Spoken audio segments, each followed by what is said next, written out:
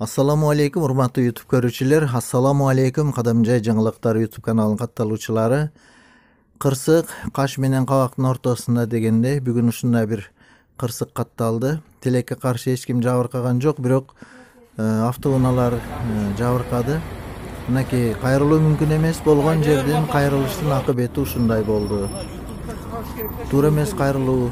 Ушул жерде знак белги турат. Бул эми жалпы эле бирөөдү басмырлаш максатым жок.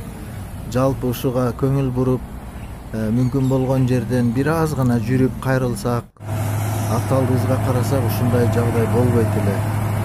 Эми бөөдө эле чыгымга учураган дагы жакшы эмес.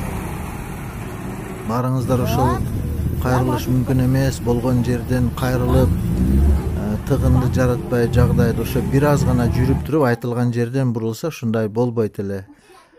Мен эми сиздерди ушундай бир жол белгилерге көңүл бурууңуздар чакырып кетемин.